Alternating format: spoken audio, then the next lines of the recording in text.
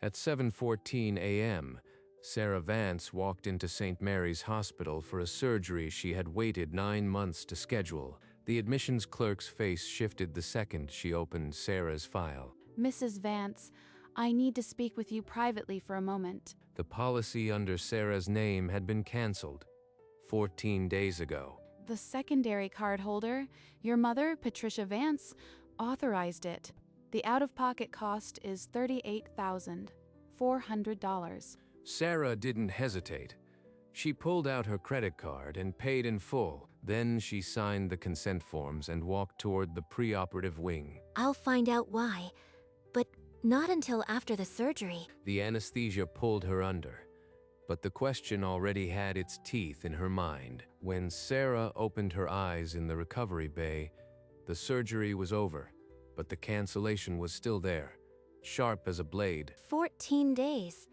She canceled it exactly 2 weeks before my operation. Pain pressed through the fog of medication, but her mind was already moving faster than her body could follow.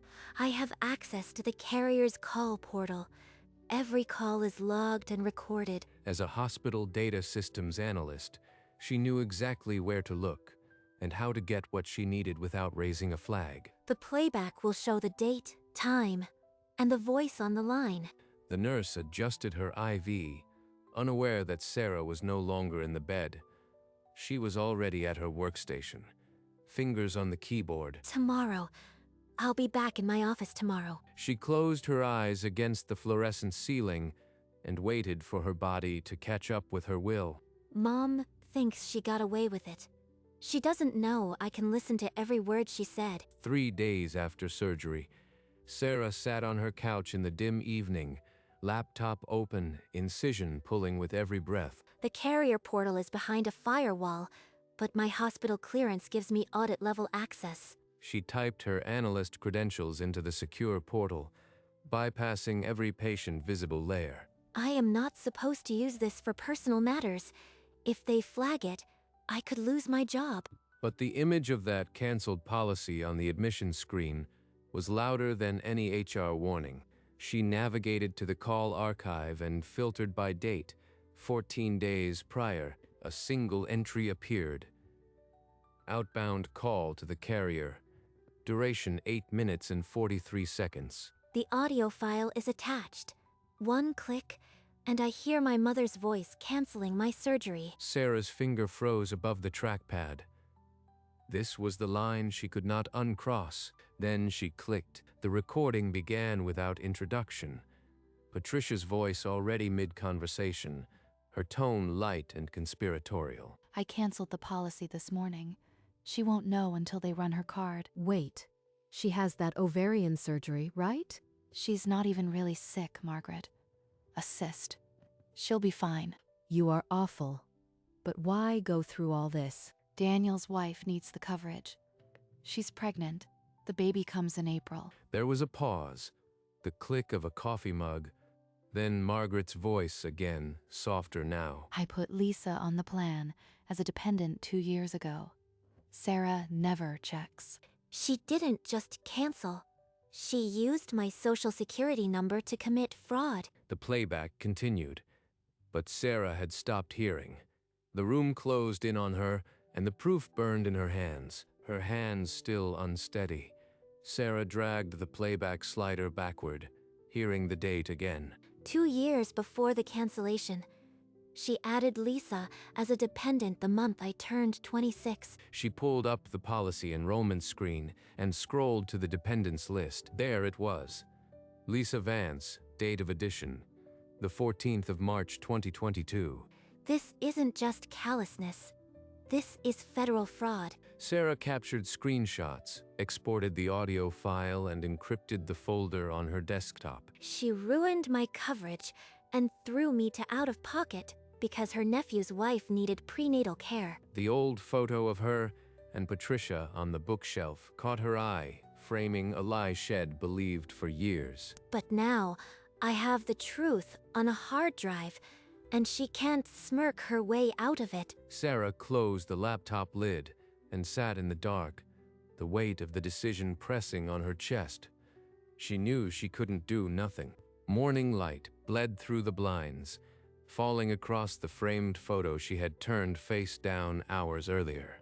Every birthday she forgot, every recital she missed, she always had a reason that wore someone else's name. Now the reason was a pregnant woman named Lisa, and the method was a crime. If I stay quiet, she does it again. To someone else, maybe. She'll never stop. Sarah carried her laptop to the kitchen table and opened a blank email to Alan Whitfield, Hospital Compliance. In the subject line, she typed, "Urgent, suspected insurance fraud, confidential evidence attached." She attached the encrypted folder, then paused, her fingers resting on the keys. Sending this means there's no going back. She'll face federal charges. She clicked Save Draft instead of Send and picked up her phone to arrange a face-to-face meeting. The coffee was still cold beside her elbow, but the knot in her chest had finally loosened. Later that morning, Sarah walked into the hospital compliance wing, the flash drive heavy in her blazer pocket. Mr. Whitfield, thank you for seeing me. I need to report an insurance fraud involving my own mother. Let's hear it. I'll need the factual details first, then the evidence. Sarah inserted the flash drive into the laptop on his desk and opened the playback file. The recording filled the office. Patricia's laugh, her dismissal, and then the mention of Lisa. This is clear healthcare fraud. She used your social security number to add a dependent to your policy. Yes, I am here because I want to report it officially through the hospital's compliance channel. I am escalating this immediately. We'll notify the regulatory authorities within the hour. Sarah's chest rose once, controlled. She had not cried since the recording, but her eyes burned in the office light. Outside the window, the hospital grounds were indifferent and bright. Inside, a federal case had just begun. By noon, Alan Whitfield had forwarded the encrypted evidence to the FBI's white-collar crime unit. This is Agent Torres. I have the file you sent, Mr. Whitfield. Give me the summary. A hospital employee's mother used her social security number to add a fake dependent for 2 years, then canceled the primary policy days before surgery. Agent Torres clicked the audio attachment and let Patricia's laughter fill her quiet office. When the recording ended, she opened a new case file and pulled a federal statute binder from the shelf. Healthcare benefits fraud under 18 U.S.C. Section 1347, plus aggravated identity theft. This isn't a family dispute, it's a crime. I am opening a full investigation. We'll need to interview the complainant and obtain the original carrier records. Within the hour, an official case number was generated and Sarah Vance was listed as a federal witness. The wheels of a federal investigation began to turn, silent and implacable. The next morning, Sarah woke to a one-line email from Whitfield. FBI has opened a case. Do not discuss with anyone. 2 days later, Sarah stood outside the FBI field office in a gray suit, the flash drive in her pocket. I never thought I'd be entering this building as a witness against my own mother. Miss Vance, thank you for coming in. We've reviewed the recording, but we need your full statement. I'll give you everything. The recording, policy documents, and a timeline of the fraud. For 40 minutes, Sarah detailed every date, every name, and the moment her mother's voice had turned her world cold. This is a clean case. The recording alone is enough for charges. You did the right thing. She called it a clean case, but it still feels like my chest is full of broken glass. We'll approach her with the evidence soon. Until then, don't contact her or tip anyone else. Sarah nodded, her hands still clasped together on the cold table. When she walked out, the sun was harsh, but the weight of knowing the federal machine was now in motion felt heavier. Early the next morning, an FBI sedan parked outside Patricia Vance's suburban house, the street unnaturally still. Can I help you? Mrs. Vance, I am Agent Torres with the FBI. We have questions about a health insurance policy under your daughter's name. Oh, that. I canceled it because she didn't need it. Is that really a federal matter? She stepped aside to let them in, but her chin was already lifted too high. We're aware of the cancellation. We're also investigating the addition of a dependent, Lisa Vance, to that policy 2 years ago. Lisa is family. Sarah authorized it. This is a misunderstanding. We have documentation that suggests otherwise. Sarah Vance did not authorize any dependent. They can't prove anything. It's her word against mine. The agents exchanged a glance but didn't play the recording. Not yet. They wanted to see how deep she would dig herself. A formal interview was scheduled at the FBI field office. Patricia arrived in a pressed blazer, but her neck was blotchy. Mrs. Vance, we'd like you to listen to something. Then we'll ask you again about the dependent on Sarah's policy. I've already told you everything. Sarah is being dramatic. She always is. Agent Torres pressed play without another word. Patricia's own laughter filled the room, bright and careless. Then her words. She's not even really sick. Number. They can't have that. How did they get that? The recording continued. Margaret's giggle, then Patricia's voice again, flat and cruel. I put Lisa on the plan 2 years ago. Turn it off. Please. The recording ended. Patricia's hand fell limp, and the weight of the silence was heavier than any lie she could invent. Would you like to revise your statement, Mrs. Vance? Or should we proceed with the charges? 10 days after Patricia's arrest, a certified envelope arrived at Sarah's apartment. She signed for it with a steady hand, the paper weight heavier than the surgery bill she had already paid. A federal subpoena. I knew it was coming, but seeing my name printed beside my mother's charges still stops my breath. She read each count: healthcare fraud under federal statute, aggravated identity theft. If convicted, she won't just face fines. They'll give her months, maybe years. That evening, she stood before her bathroom mirror and rehearsed the testimony she would give. On the stand, I'll say, I heard my mother cancel my policy. She laughed. She told her sister I wasn't really sick. The words were simple, but speaking them to her own reflection made her throat tighten. The jury will hear the recording anyway. I just have to stay upright and tell the truth. She turned off the light, leaving the mirror dark. The trial was set for 3 weeks from that night. The day after Sarah received her subpoena, Alan Whitfield placed a call from his hospital office. This call needs to be precise. No emotion, just the facts. In Patricia's quiet living room, her phone vibrated with a caller ID she had ignored for weeks.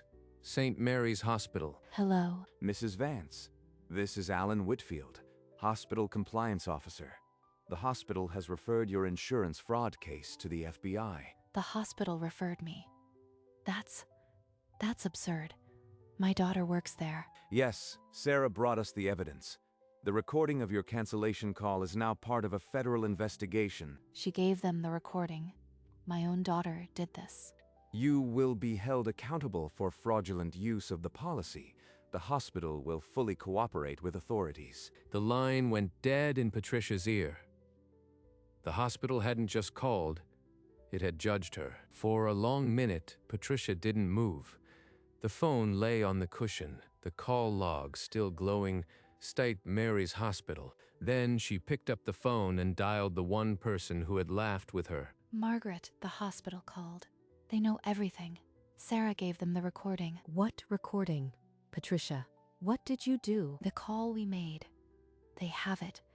The FBI is involved now. FBI? Oh no, I am not getting dragged into this. There was a click, then silence. Margaret had hung up. Patricia stared at the phone, then hurled it across the room. It cracked against the wall and fell silent. It wasn't supposed to go this far. She sat there until the room turned dark, the afternoon light fading around her, and for the first time in her life, no one was coming to clean up her mess. 3 weeks later, on a cold October morning, Sarah Vance walked up the marble steps of the federal courthouse. Inside, she passed through the courtroom doors and saw her mother for the first time since the arrest. Patricia was already seated, grayer and shrunken. She won't look at me. Even now, she can't face what she did. This court is now in session. The Honorable Judge Morrison presiding. We will hear opening statements in the matter of United States versus Patricia Vance. The prosecutor rose and laid out a timeline of deliberate fraud, a canceled policy, a laugh on a recorded line, and a fake dependent added years prior. The defense argued it was a family misunderstanding, not a federal crime, but Patricia's rigid posture betrayed the lie. Misunderstanding. She used the same word when she left me at school with no lunch money for a week. Patricia never turned her head. Her eyes stayed fixed on the table, as if the wood grain could absorb the weight of the recording that was about to be played. The prosecution may call its first witness. Sarah's name echoed in the silent courtroom. She stood smoothing her blazer and walked toward the stand where the truth would finally have a voice. Sarah raised her right hand and swore to tell the truth. Her voice didn't shake. It's my mother and my Aunt Margaret. I accessed the call log as part of my job. Our hospital tracks carrier interactions. The prosecutor played the recording. Patricia's laughter scratched through the speakers. Then her voice. She's not even really sick. I put Lisa on the plan as a dependent 2 years ago. Sarah never checks. The words landed in the jury box like evidence bags. Patricia's lawyer touched her arm. She didn't move. Her neck was blotched red. Let the record show the jury has heard Government Exhibit 4, the recorded cancellation call. The prosecution called Alan Whitfield next. He walked in from the waiting room, straightening his tie. This wasn't an administrative error. The dependent, Lisa Vance, was added using Sarah's social security number without authorization. He walked the jury through the enrollment screen, the date stamp, the carrier's audit trail, each click a nail in a coffin made of policy paper. When Whitfield stepped down, the courtroom was motionless. The recording had already sentenced Patricia in the ears of 12 strangers. Sarah was already seated when the prosecutor asked about the morning of the surgery. I handed the clerk my credit card. $38,400. My mother's name was on the cancellation. Patricia's hand closed into a fist on the defense table. Her lips parted, then formed a silent word. Please. Sarah saw it. Her chin dipped the smallest possible degree, a nod so faint the jury might have missed it. That nod was hers first, on the hospital steps when I was 12. She doesn't get to borrow it now. I am fine. Ask the next question. She described the moment she first heard the recording. The laughter, the mention of Lisa, the crack in her chest when she realized it was fraud. Patricia's lawyer scribbled nothing on his pad. The only sound was Patricia's uneven breathing. When the prosecutor finished, Sarah stepped down from the stand. Her shoes clicked on the wooden floor. Each step a small indictment. She didn't look back. On the defense table, a single tear from Patricia smudged the ink on the case file. Counselors, you may proceed with closing arguments. The prosecutor stood slowly, letting the silence press before speaking. He reminded the jury of the laughter, the date, the dependent who was never their daughter. The defense attorney rose with wet palms and a thinner voice, asking not for innocence but for understanding. A family mistake, not a federal crime. The jury will now retire to deliberate. Your verdict must be unanimous. 12 people filed out, their faces unreadable. The courtroom exhaled. The clock above the doors ticked past noon. Then 1, then 2. Sarah didn't leave the gallery. She sat with her hands flat on her knees, watching the door the jury had disappeared through. On the other side of the aisle, Patricia stared at the same door, her fingers tearing a corner of a tissue to shreds. The only sound was the clock's second hand, each tick a small strike against the silence. Then, at 3:19 p.m., the door opened. The 12 jurors returned, their expressions carved from stone. The foreperson held a single sheet of paper. Madam Foreperson, has the jury reached a unanimous verdict? The foreperson unfolded the page, her voice steady. We, the jury, find the defendant guilty of healthcare fraud, guilty of aggravated identity theft. The words landed like a second gavel. Patricia gasped, a raw and strangled sound. Her hand clamping over her mouth, her lawyer's pen clattered to the table. She gripped the edge as if the floor had tilted. Sarah sat motionless. Her hands remained flat on her knees, but a single tear broke and fell. She didn't wipe it away. Her face stayed composed, her gaze still on the foreperson. The jury is dismissed with the court's gratitude. Sentencing will be scheduled after the pre-sentence report. Patricia's shoulders shook silently. Across the aisle, Sarah did not turn her head. The verdict was only half the reckoning. 6 weeks after the verdict, the courtroom filled again for sentencing. Mrs. Vance, this was not a simple cancellation. It was a calculated exploitation of your daughter's identity. You used her social security number to defraud a federal insurance program and laughed about it on a recorded line. The court sentences you to 18 months in federal prison, followed by 2 years of supervised release. Patricia's sob cracked the silence. She didn't turn to look at Sarah. She couldn't. Her lawyer gripped her elbow, but she shook him off, her shoulders heaving. Sarah watched from the front row, her hands still in her lap, her expression unreadable. The defendant is remanded to the custody of the U.S. Marshals. A bailiff stepped forward and cuffed Patricia's wrists behind her back. As they led her away, she stumbled, her head low. The click of the side door echoed like a lock sliding shut. Sarah stood from the front bench, her blazer still smooth, her hands steady. The side door had a small reinforced window. Patricia's face appeared behind it. Pale and wet, she mouthed the word again, her last currency, please. Sarah met her eyes through the glass. The distance between them was 4 feet and a lifetime. She gave a single slow nod, the same deliberate nod her mother had given her on those hospital steps.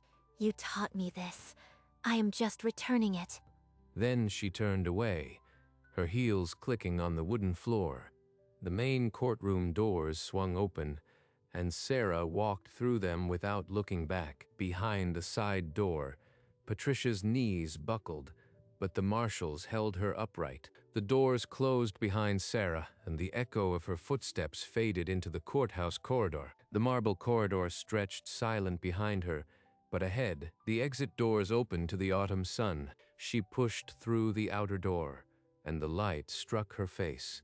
Warm, clean, like a hand lifting her chin. The cold October air filled her lungs, and for the first time in months, the weight in her chest felt lighter. She didn't look back at the building behind her, not once. Her mind set down the canceled policy, the laughter on the recording, like a bag she no longer had to carry. She reached the sidewalk and paused, letting the city noise wash over her. Then she walked forward, her stride even, her gaze steady on the street ahead. She didn't turn around.